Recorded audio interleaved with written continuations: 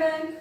అందరికీ సండే అంటే ఒక స్పెషల్ డే కదా, అంటే మాకు కూడా స్పెషల్ అనుకోండి. ఎందుకంటే ఇంట్లో నాన్ వెజ్ ఉంటుంది, ఇంట్లో అందరూ ఉంటారు, మంచిగా టైం స్పెండ్ చేయొచ్చు అని చెప్పి అందరికీ ఒక స్పెషల్ డే లాగా ఉంటుంది. సో మాకు కూడా స్పెషల్ డేనే, కానీ ఈ సండే ఇంకొంచెం స్పెషల్ అనమాట.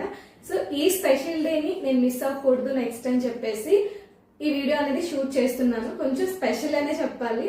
ఎప్పుడు నేను ఇంట్లో చేయలేని కొన్ని డిషెస్ చేస్తున్నాను. అంటే బిర్యానీ ఎప్పుడు చేసుకునేదే, కాకపోతే రాగి సంకటి అండ్ చికెన్ కర్రీ అనేది ఎప్పుడు నేను చేయలేదు. సో చికెన్ బిర్యానీ, రాగి సంకటి, చికెన్ కర్రీ అనేది ఇప్పుడు ప్రిపేర్ చేస్తున్నాను. అది చేస్తూ మీకు స్పెషల్ డే ఎందుకు అనేది చెప్తాను.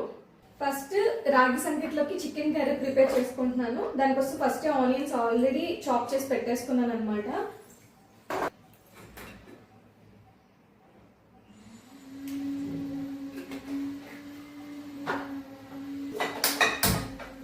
కళాయిలో ఆయిల్ వేసేసుకొని ఈ ఆనియన్స్ ని ఇందులో వేసుకుంటున్నాను. ఇంకా అంటే స్టార్టింగ్ స్పైసెస్ అట్లా ఏమి వేయట్లేదు, ఎందుకంటే నేను చికెన్ ఆల్రెడీ మ్యారినేట్ చేసి పెట్టేసుకున్నాను అనమాట. చికెన్ ఆల్రెడీ మ్యారినేట్ చేసి పెట్టేసుకున్నాను. నైట్ మేము అయ్యప్ప స్వామి టెంపుల్కి వెళ్ళి రిటర్న్ వచ్చేటప్పుడు చికెన్ తీసుకొని వచ్చి మ్యారినేట్ చేసి నైట్ ఫ్రిడ్జ్ లో పెట్టి ఉంచేసుకున్నాను. సో మార్నింగ్ కొంచెం నాకు ఈజీ అవుతుందని. సో ఇది వచ్చేసి 3/4 kg చికెన్ అనమాట. దీనికి ఆనియన్స్ ఏమో ఒక పెద్ద సైజు ఆనియన్స్ ఒక 3 చాప్ చేసి వేసుకున్నాను. సో స్పైసెస్ అన్ని ఇందులోనే వేసి ఫుల్ మ్యారినేట్ చేస్తాను కాబట్టి ఇప్పుడు ఆయిల్ వేసి స్పైసెస్ వేయలేదన్నమాట. ఇంక ఇదేమో బిర్యానీ కోసం మ్యారినేట్ చేశాను.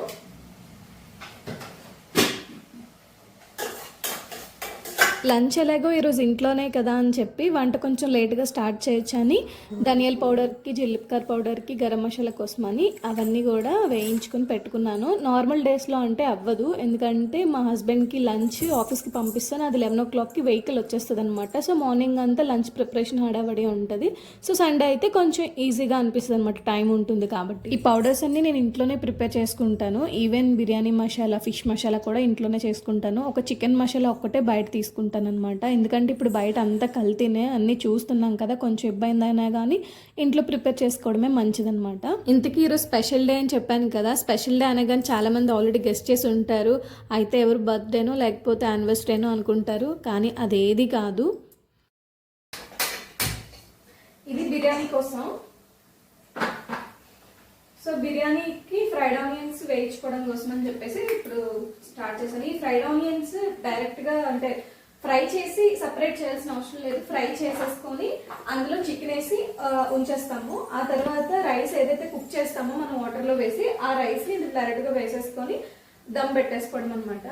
ఒకే సైట్లో వర్క్ చేస్తూ ఒకే దగ్గర హౌస్ తీసుకొని లాస్ట్ 5 yearsగా ఒకే ఏజ్ గ్రూప్లో ఉన్న 2 అమ్మాయిలు ఫ్రెండ్స్లా కాకుండా ఒక అక్క చెల్లుల్లాగా ఉండి లాస్ట్ 5 years నుంచి ఒక బెస్ట్ ఫ్రెండ్స్ లాగా ఉన్న వాళ్ళు సడన్గా ఒకరికి ఒక దగ్గరికి ట్రాన్స్ఫర్ వచ్చి ఇంకొకరికి ఇంకొక దగ్గర ట్రాన్స్ఫర్ వచ్చి వెళ్ళిపోతే ఎంత బాధగా ఉంటుందో ఒక్కసారి ఆలోచించి. అసలు వాళ్ళెవరు, వాళ్ళ కోసం ఎందుకు అంత ఫీల్ అవుతున్నారన్న డౌట్ అందరికీ రావచ్చు. చెప్తాను. 2021లో ఒక మ్యారేజ్ అయ్యి వైజాగ్ నుంచి ఒడిశాకి ట్రాన్స్ఫర్ అయింది మా హస్బెండ్కి. అట్ ది సేమ్ టైం మేము ఎలా అయితే ఒడిశాకి వచ్చామో వాళ్ళు కూడా 2021లో మ్యారేజ్ చేసుకుని ఒడిశాకి ట్రాన్స్ఫర్ అయ్యి వచ్చారు. మా హస్బెండ్ వాళ్ళ హస్బెండ్ ఒకే కంపెనీలో వర్క్ చేస్తున్నారు. ఫస్ట్ టైం ఆంధ్ర నుంచి ఒడిశాకి వెళ్ళిన తర్వాత అక్కడ లొకేషన్ కానీ, అక్కడ మనుషులు కానీ, లాంగ్వేజ్ కానీ మనకు అలవాటు అవ్వడానికి చాలా టైం పడుతుంది. అట్ ది సేమ్ టైం నా ఫ్రెండ్ కూడా అలానే ఫీల్ అయింది. సో ఇద్దరిమి ఒకే బిల్డింగ్లో హౌసెస్ అవ్వడం వల్ల మంచి క్లోజ్గా ఉండే వల్ల ఒకే ఏజ్ గ్రూప్, ఇద్దరికి ఒకేసారి మ్యారేజ్ అయ్యి ఫస్ట్ టైం వచ్చాం కాబట్టి ఒకేలా ఉండేవాళ్ళం అనమాట. ఆ తర్వాత సేమ్ 1.5 year తర్వాత మళ్ళీ ఇద్దరికి సేమ్ ఇయర్లోనే ఇద్దరికి పిల్లలు పుట్టారనమాట. వాళ్ళు కూడా సేమ్ ఏజ్ గ్రూప్ అవ్వడం వల్ల మా ఇద్దరు ఫ్రెండ్షిప్ లానే వాళ్ళిద్దరు ఫ్రెండ్షిప్ కూడా కంటిన్యూ అయింది. పుట్టినప్పటి నుంచి మా పిల్లలు ఇద్దరు కూడా ఒకే దగ్గర కలిసి పెరిగారు, స్టిల్ ఇప్పటి వరకు కూడా. చూసారు, ఆనియన్స్ ఇలాగా కొంచెం బ్రౌన్ కలర్లోకి వచ్చిన తర్వాత స్టవ్ ఆఫ్ చేసేసుకోవాలి. స్టవ్ ఆఫ్ చేసుకొని ఇప్పుడు ఈ చికెన్ ఏదైతే ఉందో మనం మ్యారినేట్ చేసుకున్నంత బిర్యానీ కోసం ఆ చికెన్ని ఇందులో వేసుకోవాలి.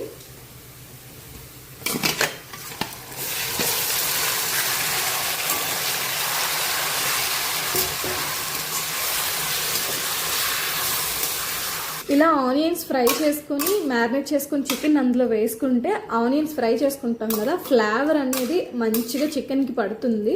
అట్ ది సేమ్ టైం ఆ ఫ్రైడ్ ఆనియన్స్ అనేది మంచి టేస్ట్, ఫ్లేవర్ కూడా బాగుంటుంది అనమాట. సో ఇప్పుడు దీన్ని తీసేసుకొని పక్కన పెట్టే ఇప్పుడు బిర్యానీ రైస్ బాయిల్ చేసుకోవడం కోసం వాటర్ పెట్టాను. ఈ వాటర్ కొంచెం వేడైంది కదా, ఇప్పుడు ఇందులో బిర్యానీ స్పైసెస్ అన్నీ వేసుకోవాలన్నమాట.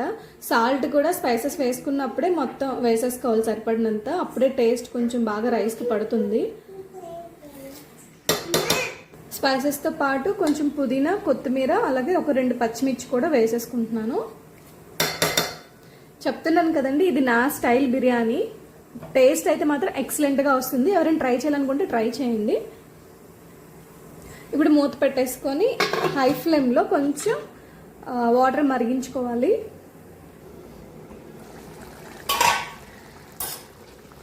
చికెన్ కూడా ఆల్మోస్ట్ ఒక 70% ఉడికిపోయింది. చికెన్ కర్రీలోకి టొమాటో ఆల్రెడీ పేస్ట్ చేసుకున్నాను. ఒక మీడియం సైజ్ టొమాటోలో ఒక 4 అన్నమాట ఇది. సో చికెన్ ఉడికింది కదా, ఇప్పుడు ఇది వేసేసుకోను. ఇప్పుడు టొమాటో వేసాం కదా, మళ్ళీ మ్యారినేట్ చేసిందే కాకుండా కొంచెం గ్రేవీ ఎక్కువ కావాలి కాబట్టి మళ్ళీ ఏవేవైతే స్పైసెస్ అంటే పొడులు, ధనియా పౌడర్, జీలకర్ర పౌడర్, అలాగే కారం ఏమేమైతే వేసుకుంటామో మళ్ళీ అన్నీ వేసుకుంటున్నాను.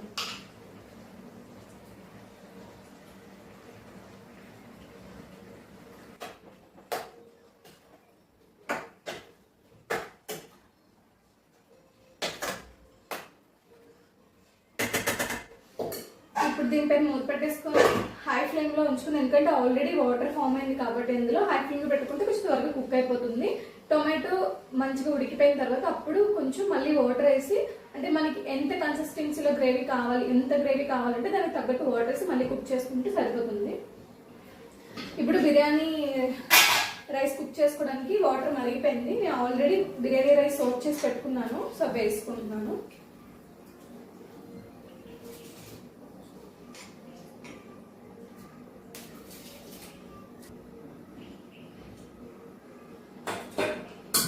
ఇప్పుడు ఒకసారి దీన్ని కలిపేసుకొని హై ఫ్లేమ్లో పెట్టి ఉడికించుకోవాలి.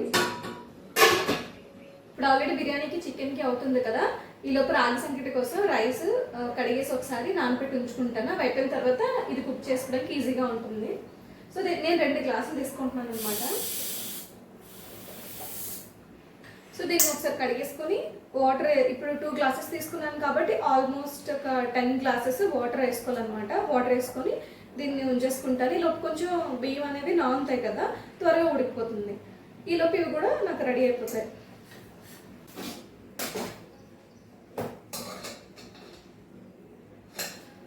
బిర్యానీ రైస్ ఉడికిపోయింది, అంటే ఒక 80% ఉడికితే చాలు అనమాట. ఇప్పుడు ఏదైతే మనం చికెన్ రెడీగా చేసి పెట్టుకున్నామో ఈ చికెన్లో వేసేసుకోవడమే.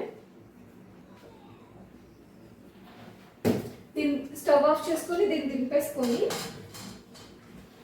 ఈ చికెన్ ఏదైతే ఉందో స్టవ్ మీద పెట్టేసుకోవాలన్నమాట. ఈ రైస్ ఏదైతే కుక్ అయిన రైస్ని దాని పైన వేసుకొని సిమ్లో పెట్టేసుకొని మూత పెట్టి ఉంచేసుకుంటే అయిపోతుంది. ఇక్కడ అబ్జర్వ్ చేస్తుంటే స్టవ్ మీద రైస్ కుక్కర్ని డైరెక్ట్గా చేత్తోనే దింపేసాను, ఏం పట్టుకోకుండా. అంటే మాకు ఇక్కడ అంత చలి ఉందని అర్థం. ఈ చలికి వేడేం అంత తెలియట్లేదు, సో అందుకే డైరెక్ట్గానే దింపేశాను. సో రైస్ ఇప్పుడు వేసుకున్నాక చికెన్ పైన, ఆ రైస్ పైన కొంచెం కొత్తిమీర అలాగే పుదీనా వేసేసుకొని దానిపైన ఒక 2 టేబుల్ స్పూన్స్ గీ వేసుకోవాలి. గీ వేసుకున్నాక పైన మూత పెట్టేసి లో ఫ్లేమ్లోనే ఉడికించుకోవాలి. హై ఫ్లేమ్లో పెడితే కింద మాడిపోతుంది, చికెన్ పీసెస్ అనేవి అడుగు పట్టేస్తాయి. సో మూత పెట్టేసినాక లో ఫ్లేమ్లో పెట్టి వీలైతే దానిపైన ఏదైనా బరువు పెట్టచ్చు, లేదు అంటే వదిలేసేయండి. ఆ తర్వాత నాకు ఇక్కడ చికెన్ కుక్ అయిపోయిందని చెప్పాను కదా, అందుకని చెప్పి ఇక్కడ వాటర్ వేసుకుంటున్నాను. ఇందులో ఈ వాటర్ ఎందుకు ఇంత ఎక్కువ వేస్తున్నాను అంటే, నాకు రాగి సంకట్లోకి గ్రేవీ ఎక్కువ పడుతుంది కదా, సో ఆ గ్రేవీ కోసమని కొంచెం వాటర్ ఎక్కువ యాడ్ చేసి ఇప్పుడు హై ఫ్లేమ్లో పెట్టి మొత్తం ఒకసారి మిక్స్ చేసుకొని మూత పెట్టేసి దీన్ని ఒక 5 మినిట్స్ అలాగా ఉడికించుకుంటే సరిపోతుంది. ఒక 5 మినిట్స్ తర్వాత మళ్ళీ చికెన్ పైన మూత తీసేసుకొని దానిపైన కొంచెం కొత్తిమీర, కరివేపాకు కట్ చేసుకొని వేసుకుని ఇంకొక 2 మినిట్స్ అలాగా ఉడికించుకుంటే వీటి రెండింటి ఫ్లేవర్ చికెన్ కర్రీకి మంచిగా వస్తుందన్నమాట. యాక్చువల్గా అందరూ ఏం చేస్తారంటే కర్రీ మొత్తం కంప్లీట్ అయిపోయిన తర్వాత పైన కొత్తిమీర చల్లేసి దింపేస్తారు. అలా కాకుండా కర్రీ అవుతున్నప్పుడే వేస్తే ఫ్లేవర్ బాగుంటుంది. సో స్టోరీ మళ్ళీ కంటిన్యూ చేసేద్దాం. 2021 నుంచి మేము ఒడిస్సాలోనే ఉన్నాం, 2024 వరకు కూడా. మేము అప్పుడు ఎంత క్లోజ్ అంటే మా ఫ్యామిలీ వాళ్ళు, వాళ్ళ ఫ్యామిలీ వాళ్ళు ఒకరికొకళ్ళు పరిచయం అయ్యి వాళ్ళ ఫంక్షన్స్కి మేము, మా ఫంక్షన్స్కి వాళ్ళు వచ్చేంత క్లోజ్ అయ్యామన్నమాట. సో లాస్ట్కి 2024లో మళ్ళీ మా బ్యాచ్ అందరికీ కూడా ట్రాన్స్ఫర్స్ రావడం స్టార్ట్ అయింది. మా బ్యాచ్ ఒక 5 మెంబర్స్ ఉండేవాళ్ళు. అందులో మేమిద్దరం కొంచెం బెస్టీస్ అనమాట. మిగతా వాళ్ళందరూ కూడా మన తెలుగు వాళ్ళే. సో అందువల్ల ఒక బ్యాచ్గా ఫామ్ అయింది కూడా. ఫస్ట్ ఒక 3 మెంబర్స్కి ట్రాన్స్ఫర్ వచ్చింది, తర్వాత వీళ్ళకి ట్రాన్స్ఫర్ వచ్చింది. ఇంకా ట్రాన్స్ఫర్ స్టార్ట్ అవ్వగానే ఫస్ట్ మేము అనుకున్నాం అనమాట, ఎవరికి ఎక్కడొచ్చినా కానీ మన 5 మెంబర్స్కి కూడా ఒకే దగ్గర వచ్చి ఉంటే చాలా బాగుందని చెప్పి చాలా గట్టిగా అనుకున్నాం. కానీ అస్సలు కుదరలేదు. ఇంకా మా ఇద్దరిలాగే ఇంకొకరు కూడా ఉంటారు, ఆవిడ కూడా నాకు బెస్టీ అనమాట. వాళ్ళకేమో జైపూర్ వచ్చింది, రాజస్థాన్. మా ఇద్దరికి కోర్బా వచ్చిందనమాట. యాక్చువల్గా వీళ్ళకే ఫస్ట్ వచ్చింది మాకంటే కూడా. ఏమైందంటే వాళ్ళకి నవంబర్లో ట్రాన్స్ఫర్ వచ్చింది, ఐ థింక్ అక్టోబర్లో ట్రాన్స్ఫర్ వచ్చింది. వాళ్ళకి ట్రాన్స్ఫర్ రాగానే చాలా ఫీల్ అయిపోయాము. ఫస్ట్ వీళ్ళు వెళ్ళిపోతున్నారు, మమ్మల్ని ఎక్కడ తోసేస్తారని చాలా భయపడ్డాము. కానీ విత్ ఇన్ 1 మంత్లో మళ్ళీ మాకు కూడా కోర్బాకి ట్రాన్స్ఫర్ వచ్చింది, వాళ్ళ దగ్గరికి. ఎగ్జాక్ట్గా 1 మంత్ గ్యాప్ అనమాట. ఇంకా మాకు ట్రాన్స్ఫర్ రాగానే ఫస్ట్ ఎక్కడొచ్చిందని చెప్పి చాలా ఎక్కువ ఎగ్జైట్గా చూసామన్నమాట. ఎందుకంటే అందరికీ వేరే వేరే దగ్గర వచ్చినాయి, అందరికీ సపరేట్గానే వచ్చింది. అట్లీస్ట్ మాకైనా ఒక దగ్గర వస్తే బాగుంది అనుకున్నాం, అలానే వచ్చిందనమాట. ఇంకా కోర్బా ట్రాన్స్ఫర్ వచ్చింది. విత్ ఇన్ 1 వీక్లో మేము షిఫ్ట్ అయిపోయాము. అక్కడ కూడా సేమ్ దగ్గరగానే అంటే ఇప్పుడు ఉండేటట్టు ఒక అపార్ట్మెంట్లో కాకుండా ఒక స్ట్రీట్ డిస్టెన్స్లో హౌస్ తీసుకొని ఉన్నాం అనమాట. కానీ అస్సలు ఎక్స్పెక్ట్ చేయలేదు వచ్చిన 1 ఇయర్లోనే ట్రాన్స్ఫర్ వస్తుందని. అది మాకు కాదు, మా ఫ్రెండ్ వాళ్ళకి అనమాట. 2 ఇయర్స్ పక్కా ఇక్కడే ఉంటామని చెప్పి ఫుల్ మైండ్ ప్రిపేర్ చేసుకుని ఉన్నాము. సడన్గా ట్రాన్స్ఫర్ వచ్చేసరికి ఎవరికి ఏం చేయాలో అర్థం కాక 1 మంత్ నుంచి ఒకరి మొహంలోకలు చూసుకుని నేర్చుకుంటూనే ఉన్నాం. ఇంక 31st న్యూ ఇయర్ పార్టీ అయితే మా కంపెనీ వాళ్ళు చాలా గ్రాండ్గా చేస్తారు. దానికోసం అయితే ఆల్రెడీ షాపింగ్ చేసేసి డ్రెస్సెస్ తీసుకుని చాలా ప్లాన్ చేసుకున్నాము. మొత్తం కొలాప్స్ అయిపోయింది. ట్రాన్స్ఫర్ వచ్చేసింది అన్నప్పటి నుంచి అస్సలు మిస్ కాకుండా మా ఇంటికి వాళ్ళ ఇంటికి మేము వెళ్తానే ఉన్నాము. అసలు ఎవరొకరి ఇంట్లో మంచిగా ఫుడ్ ప్రిపేర్ చేసుకొని టైం స్పెండ్ చేసి కలిసే ఉంటున్నాము. సో ఇది ఒకటి లాస్ట్ సండే అనమాట. అందుకని చెప్పి ఈ సండే మా ఇంట్లో ఫుడ్ ప్రిపేర్ చేసుకొని కొంచెం టైం స్పెండ్ చేసాము. సో అందుకని లాస్ట్ తర్వాత ఎప్పుడైనా చూసుకుంటే ఇది ఒక మెమరీ లాగా ఉంటుందని చెప్పి ఈ వ్లాగ్ షూట్ చేశాను అనమాట. ఇంకా అంతా అయిపోయిన తర్వాత లంచ్ చేసి ఆఫ్టర్నూన్ షాపింగ్ వెళ్ళాము. ఇంక వాళ్ళు ముంబైకి షిఫ్ట్ అయిపోయిన తర్వాత మళ్ళీ ఎప్పుడు కలుస్తామో తెలియదు కదా, అందుకని చెప్పి ఒకే దగ్గర ఉండి కొంచెం టైం స్పెండ్ చేద్దామని చెప్పి అనిపించింది.